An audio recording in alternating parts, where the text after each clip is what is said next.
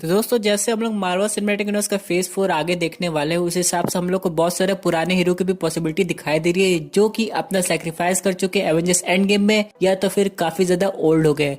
जैसे कि मैं बात कर रहा हूँ टोनी स्टार्क की, ब्लैक विडो की और कैप्टन अमेरिका की। अगर हम लोग बात करें ब्लैक विडो की, तो उसकी तो खुद की एक सोलो फिल्म आ रही है जिसमें टोनी स्टार्क का भी केमियो होगा।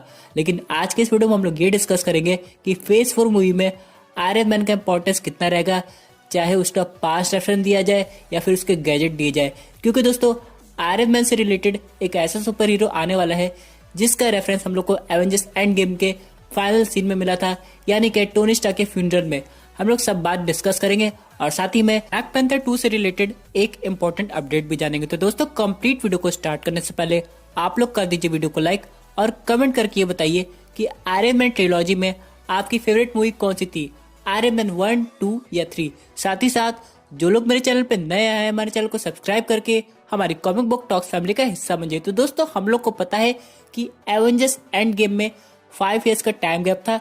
इसमें कुछ नहीं दिखाया गया कि आयरन मैन क्या कर रहा है, कैप्टन अमेरिका क्या कर रहा है, थॉर क्या कर रहा है। हालांकि हम लोग को सब कुछ पता तो था, जैसे कि टोनी स्टार्क ने अपनी नई फैमिली स्टार्ट कर दी थी, कैप्टन अमेरिका लोगों की काउंसलिंग कर रहे थे जिन्होंने स्नैप में अपनों को खोया था। वही हॉकाई रोनिन में कन्वर्ट हो गया था क्योंकि इसकी फैमिली थेनोस की वजह से स्नैप का शिकार होकर गायब हो गई थी।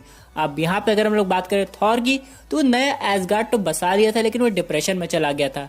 इन सब के अलावा दोस्तों यहाँ पे बात करें हम लोग ब्लैक विडो की, तो वो सबके साथ मिलके बाकी टीम को संभाल ली थी, यानी जो नई टीम बनी जैसे कि कैप्टन मार्वल, फिर रॉकेट रॉकून, नेब्यूला, इन सबको देख रही थी, रिपोर्टिंग कर रही थी।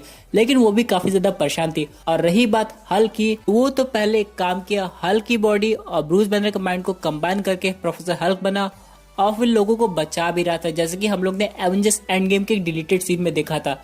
लेकिन इन सब के अलावा दोस्तों टोनी स्टार्क ने अपनी फैमिली स्टार्ट करने के अलावा क्या कभी हार्ली से मुलाकात की? हाँ दोस्तों, मैं उसी हार्ली की बात कर रहा हूँ जो कि हम लोग को आयरन मैन 3 में दिखाई दिया था। क्योंकि दोस्तों मार्वल सिनेमैटिक यूनिवर्स का फेज 4 बिना आयरन मैन के रेफरेंस के या बिना आयरन मैन की टेक्नोलॉजी के इनकम्प्लीट होने वाला है। इसलिए दोस्तों चाहे बात करें हम लोग फेज 4 की या आने वाली कोई मेजर मूवी जैसे एवेंजर्स 5 की, इसमें भले हम लोग को प्रेजेंट आयरन मैन ना दिखाई दे, लेकिन उसका पास रेफरेंस और उसकी टेक्नोलॉजी जरूर दिखाई देगी। तो आज हम लोग पता करेंगे कि क्या आयरन मैन और हार्ली मिलके कोई नया आर्मर पे काम कर रहे थे। जैसे कि अगर हम लोग बात करें आयरन मैन के आर्मर की, तो उसका लेटेस्ट आर्मर था मार्क 85 आर्मर, जो कि काफी गजब का था और वो काफी इवॉल्व आर्मर था। और दोस्तों टोनी स्टार्क को कहीं ना कहीं ये भी टेंशन था कि अभी स्नैप जो हुआ है यहाँ पे कुछ मेजर सुपर हीरो नहीं है।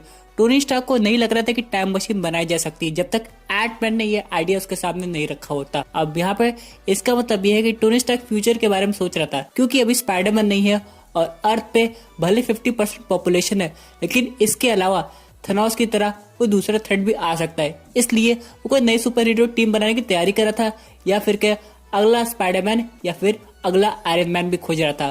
तो उससे याद आता है हार्ली। अब वो उसके पास जाता होगा और उसे अपनी टेक्नोलॉजी के बारे में बताता होगा।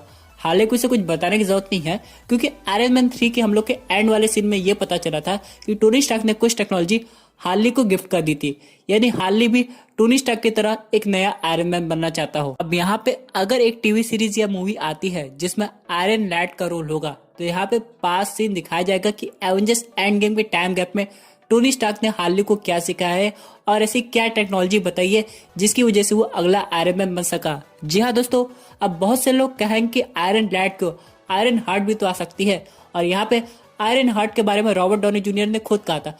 लेकिन दोस्तों मार्वल स्टूडियोज कोई भी रेफरेंस बिना मतलब के नहीं रखता। फॉर एग्जाम्पल टोनी स्टार्क का फ्यूनरल हुआ, हम लोग को हर एक सुपर हीरो देखने को मिला, लेकिन दोस्तों सबसे ज्यादा शॉकिंग क्या लगा, हार्ली का हुआ होना। यानी दोस्तों केविन फेगी ने कोई ना कोई प्लानिंग की होगी हार्ली को लेके, जब हार्ली वापस आएगा मार्वल के फेज 4 में। यहाँ पे ऑडियंस जानना चाहेगी कि इतने वक्त तक हार्ली ने अपने आप को कैसे इवॉल्व किया, कैसे नया आर्मर बनाया। सिर्फ आयरन मैन 3 के रेफरेंस से काम नहीं चलेगा, तब हम लोग को दोस्तों एवेंजर्स एंड गेम को जो टाइम जंप है वो काम आएगा। और यहाँ पे हम लोग को दोस्तों आयरन मैन का पास्ट रेफरेंस भी देखने को मिलेगा, जिसमें वो हार्ली को अपनी टेक्नोलॉजी के बारे में और अच्छी तरीके से समझा रहा हो। अब यहाँ पे दोस्तों तब हम लोग को फाइनली यंग एवेंजर्स टीम देखने को मिलेगी, जिसमें आयरन लैड होगा, स्पाइडरमैन होगा, नोवा होगा और बाकी जितने भी कैरेक्टर्स जिनकी टीवी सीरीज आ रही है वो सब दिखाई देंगे। इन सब के अलावा दोस्तों आगे जाकर जो मेन मूवी है जैसे एवेंजर्स सीक्रेट वॉर, उसमें भी आयरन मैन का केमियो या रेफरेंस होगा, भले वो इस अर्थ का ना हो, किसी काउंटर अर्थ का हो, लेकिन ऐसा सब कुछ पॉसिबल है। इसी के साथ दोस्तों बात करते हैं अपने अगले अपडेट की, जो कि रिलेटेड है ब्लैक पैंथर 2 मूवी से। हम सब लोग ये जानते हैं कि टचाला अब नहीं दिखाए जाएंगे ब्लैक पैंथर 2 मूवी में, लेकिन एक सोर्सेस से ये पता चला है कि उनका CGI वर्जन यूज करके मूवी के स्टार्टिंग में उनकी डेथ दिखा दी जाएगी। अब ऐसा कैसे होगा? वो होगा वही सुपर विलेन से जिसके बारे में लोग जानना चाहते थे, जिसका नाम है नेमर। जी हाँ दोस्तों, हम लोग को ये पता था कि ब्लैक पैंथर 2 मूवी में या तो डॉक्टर डूम विलन होंगे या फिर नेमर। वैसे डॉक्टर डूम का अभी तक हम लोग को ईस्टर एग कभी देखने को नहीं मिला, लेकिन अगर हम लोग बात करें नेमर की तो उसका रेफरेंस हम लोग को एवेंजर्स एंड गेम मूवी में देखने को मिला था। और यहाँ पे हो सकता है मूवी की स्टार्टिंग में ऐसा दिखा जाए कि यहाँ पे अटलांटिस ने वकांडा पे हमला कर दिया, जिसकी वजह से टचाला ने अपनी जान गंवा दी। उसके बाद शूरी ने ब्लैक पैंथर का मेंटल संभाला। अब दोस्तों ये देखना है कि शूरी ब्लैक पैंथर कैसे बनती है, क्योंकि दोस्तों ब्लैक पैंथर बनने के लिए एक बहुत इंपॉर्टेंट चीज चाहिए, जो कि है हार्ट शेप प्लांट।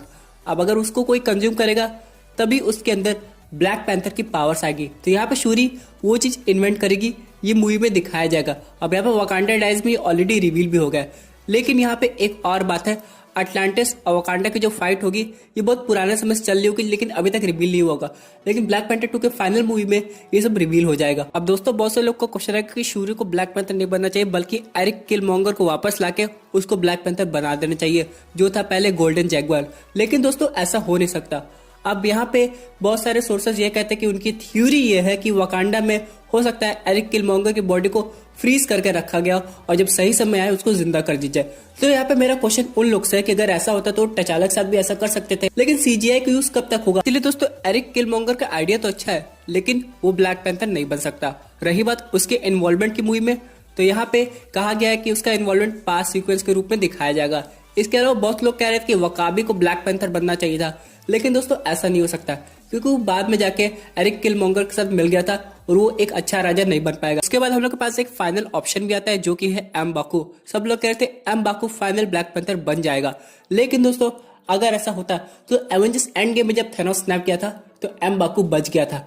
यहाँ पे शूरी भी चली गई थी। बहुत लोग को लगा था चलो ब्लैक पैंथर स्नैप का शिकार हुआ है तो शूरी राजा बन जाएगी, लेकिन शूरी और टचाला दोनों चले गए थे।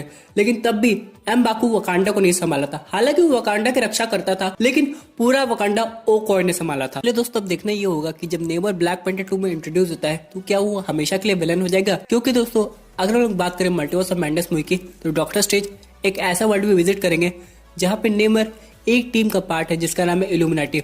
उसमें Neymar, black panther, professor Charles Xavier, iron man और टेंट वर्जन के डॉक्टर स्ट्रेंज सब लोग एक टीम बनाते हैं जो कि अर्थ को प्रोटेक्ट करते हैं। तो दोस्तों ये थी एक अमेजिंग अपडेट जो कि रिलेटेड थी आयरन मैन और ब्लैक पैंथर से। आई होप आपको ये वीडियो पसंद आई होगी। वैसे आपके क्या व्यूज इस पर्टिकुलर टॉपिक पे? अपने व्यूज जरूर कमेंट कीजिए। और दोस्तों अगर आप ऐसे unique super hero content enjoy करना चाहते हैं तो हमारे चैनल को सब्सक्राइब करके हमारी सुपर हीरो फैमिली का हिस्सा बन जाइएगा। Thank you for watching.